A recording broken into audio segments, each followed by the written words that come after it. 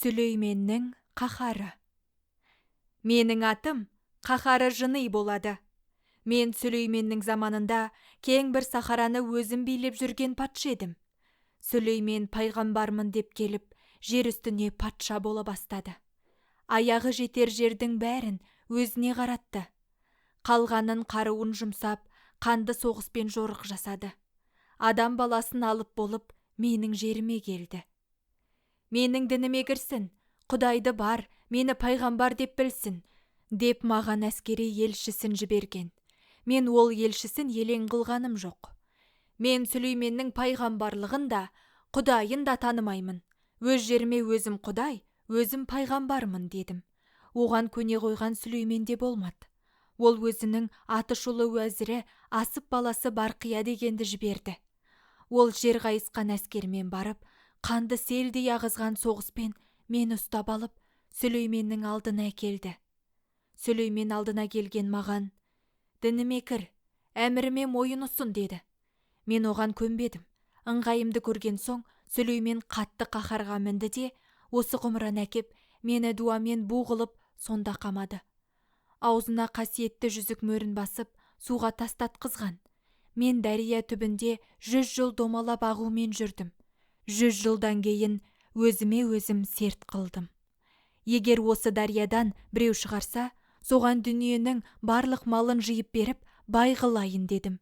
400 жыл шамасы өтті. Мені ешкім де дариядан шығармады. Мен сертімді екінші рет айттым. Тағы 400 жыл шамасы өтті. Ешкім судан алмады. Үшінші рет тағы серт қылдым. Мыңдаған жыл өтті. Судан шығарған кісі болмады. Содан соң мен сертімді өзгерттім. Кімдегім қияметке дейін судан шығарса, 3 түрлі өліммен өлтіремін дедім. Ол өзіңе айтып тұрған 3 түрлі өлім. Аузымнан шыққанына 3 минут болмай, сен далаға шығардың. Мен алғашқы кезде Сүлейменнің өзі шығарған болар деп саған мойын сұнып едім. Сен Сүлеймен болмаған соң, өзімнің айтқан сертім серт. Осы 3 өлімнің біріне лайықтысың. Енді көп тұрма, тәуір көргеніңді таңда, қалаған өліміңді айт, деді Дию. Шал жылап еңіреп, ботадай боздап, таста болса жібірліктей талай жалынышты сөздер айтты. Жібейді деген не? Диюға ешбір әсер еткен жоқ. Тек өлімнің түрін айт деп, қасқайып тұрып алды. Достық қылдым мен саған, дұшпан болдың сен маған. Жақсылыққа жамандық, серт қылуға бармасаң. Судан сені шығардым, досқа санар деп едім.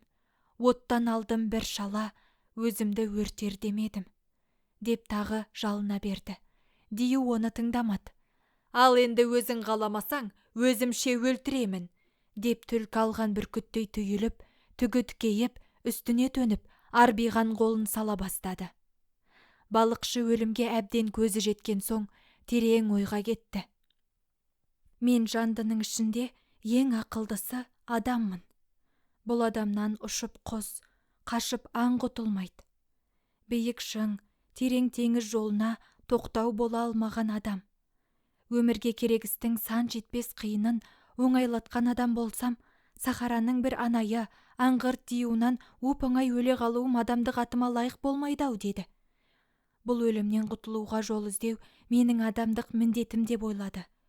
Сөйтіп Диюға, сен аспанмен таласқан алыпсың, мен бір қаусаған шалмын. Мен түгіл мыңдаған балуан жиылып келсе де, сенің бір тал түгіңе төтеп болмайды.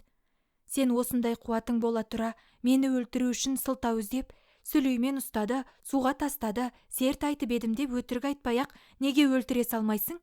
Болмаса, осы сияқты зәулім бойың, таудай тұрпатыңмен 5 шелек су сыйғандай құмырадан шықтым дегеніңе кім нанар? Әлде Диюлар осындай қисынсыз өтірікті көп айтама? Мен күнімен сені әзілдесіп тұр екен десем, сен шын айтып тұрған сияқтысың ғой? Жоқ, мен айтам, осыдан шықтым. Сен мұнан шыққаның жоқ. Не жерден шықтың, не аспаннан түстің. Әлде қаңғырып, бір жақтан келе жатқан бетің болар. Бұл көзеден бір шұбатылған бу ғана шыққан. Сол буың мен едім деп айтып тұрмын ғой. Бұл өтірігің миыма да кірмейді. Мұншалық алпамсадай дәуденең бу болмақ түгіл, не болсаң да осыған сияр медің, деп құмыраны қолына ұстады шал. Сонда сен мені осы құмырадан шықпады деп күмән қыласың ба? Деді Дию. Әрине күмән қылам. Күмән түгіл, көзім көрді. Мұнан дүйі түгіл, шайтан да шыққан жоқ.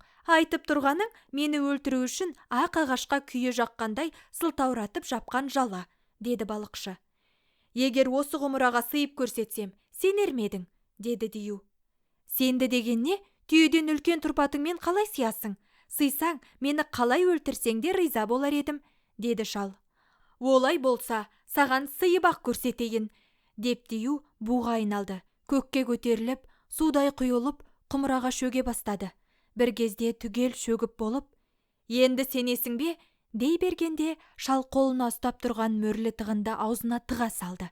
Дию жарық дүниені қайта көрместей болып бекіді. Әңгіме осы араға жетті де таң атты. Шахаризада әңгімені тоқтатты.